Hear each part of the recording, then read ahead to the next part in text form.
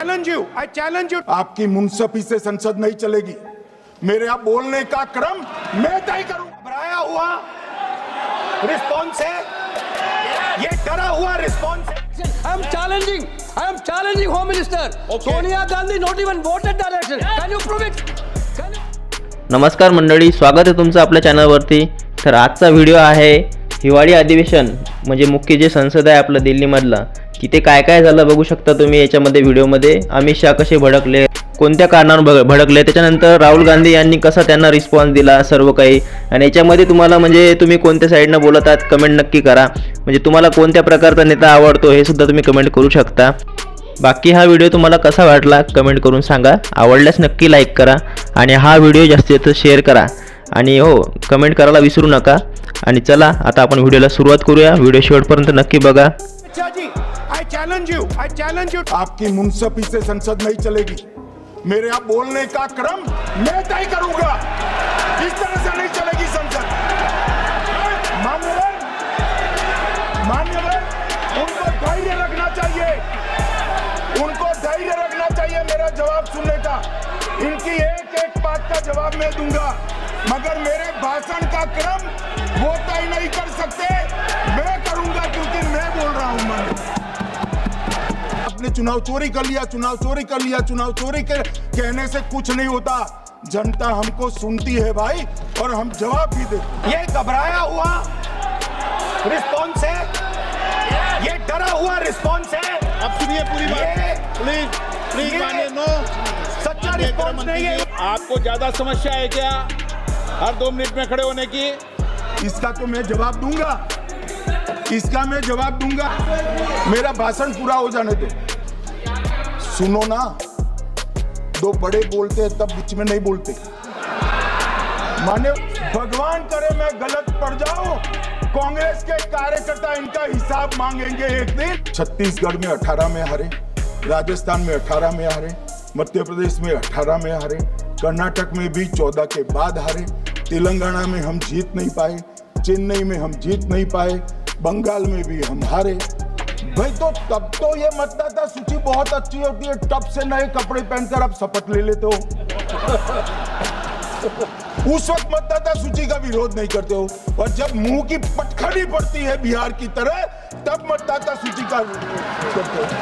माननीय, दोहरे मापदंड नहीं चलेंगे लोकतंत्र में। जब आप जीतते हो तब चुनाव आयोग महान है, जब आप हारते हो तो चुनाव आयोग निकम्मा है, बीजेपी का कहने पर चलता है। जब आप जीतते हो मतदाता सूची अच्छी है, मतदाता सूची अच्छी है, और जब आप हारते हो तो मतदाता सूची खराब है। सोनिया गांधी जी इस देश की नागरिक बनने से पहले मतदाता बने।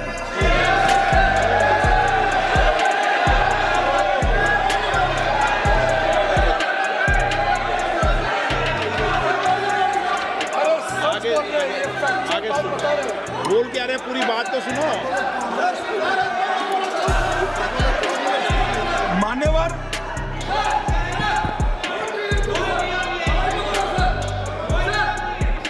मैंने इतना ही कहा है कि अदालत में केस चल रहा है जो फैक्चुअल है।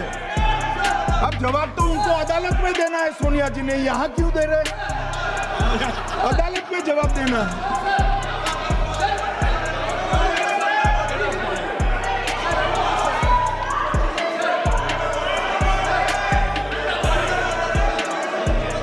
बीच के भाषण में पॉइंट ऑफ ऑर्डर नहीं होता। नहीं है मुझे याद है, जो माननीय सदस्य नहीं है, ये 352 ये रहा, 352 टेबल पे रहता है। मुझे वहां याद है 352।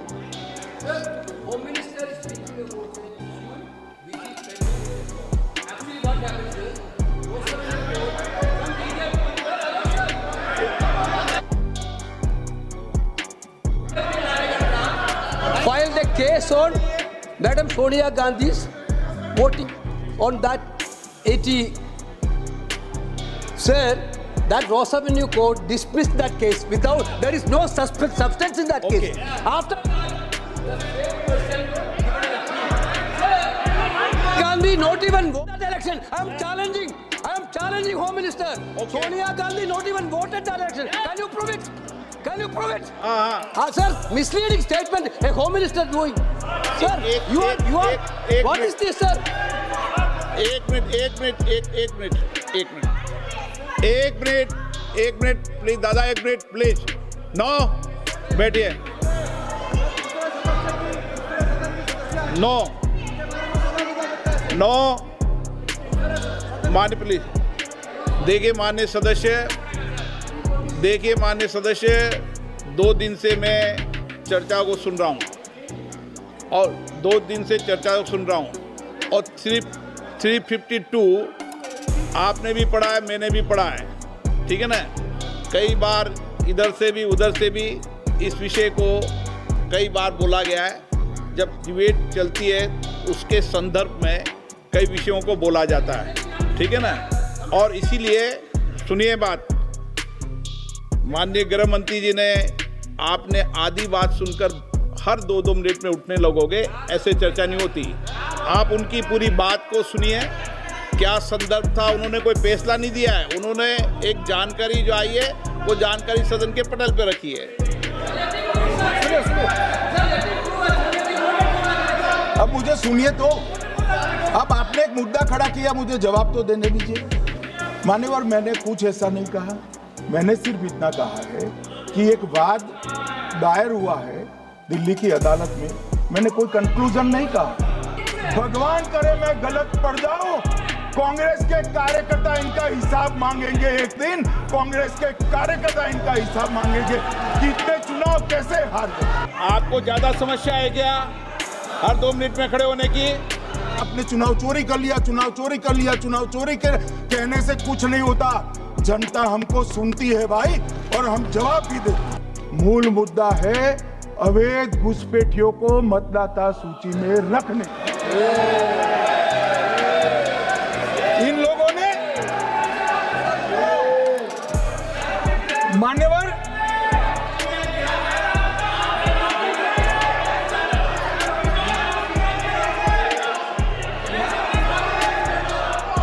माननीय सदस्य, आपका भाषण भी सबने शांति से पूर्ण सुना है। आप भी सुनने की सामर्थ्य रखो। नहीं, आप सुनने की सामर्थ्य रखो। नो, प्लीज बैठिए, सुनो, पूरा भाषण सुनो। आप जब बोलते हैं तो इधर भी सुनते हैं, आप इधर भी बोलते हैं, इधर सुने।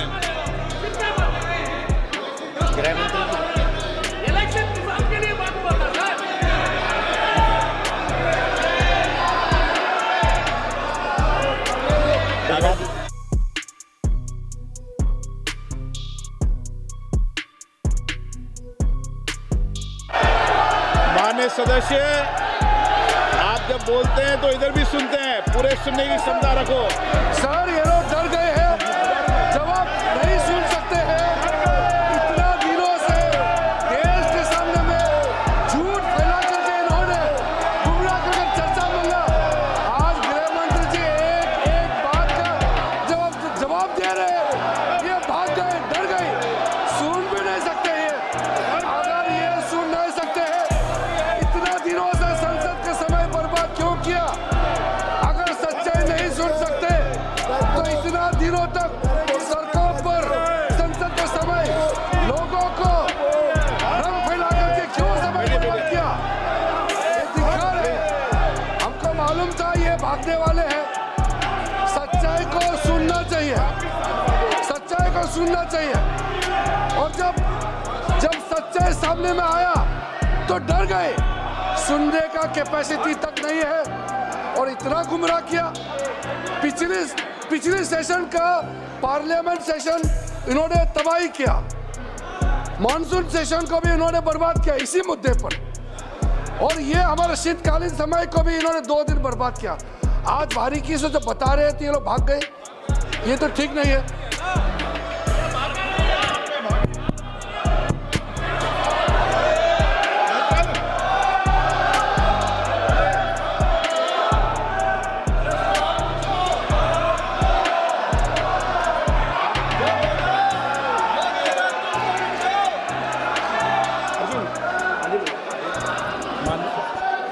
मान्यवर ये 200 बार भी बहसकार करेंगे, एक भी अवैध घुसपैठियों को इस देश में हम वोट नहीं देंगे। ये हमारे एनडीए का पॉलिसी है मान्यवर। डिटेक्ट मतलब ढूंढो, डिलीट करो, मतदाता सूची में नाम काटो और उनको डिपोर्ट करो। हम संवैधानिक प्रक्रिया कर कर डिटेक्ट, डिलीट और डिपोर्ट ये पूरा करें। ये क्यों सदन छोड़कर भाग गए? मैं इनके सामने तो कोई बात भी नहीं कर रहा था, ना कांग्रेस पार्टी के सामने बात कर रहा था। मैं तो बात कर रहा था घुसपैठियों को देश के बाहर निकालना। अब ये तो देखिए साहब,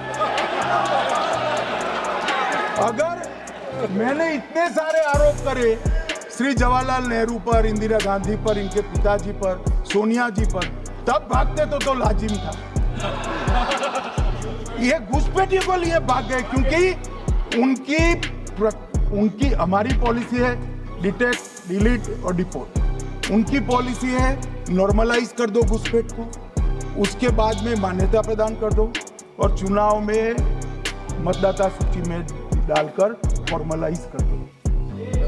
मगर साहब ये लंबे समय तक नहीं चला। मैं मेरे मन से मानता हूँ, मेरे पार्टी के सिद्धांत तो है ही, मगर मैं मानता हूँ कि जनसांख्यिकी में इतना बड़ा परिवर्तन देश के लिए बहुत बड़ा खतरा है।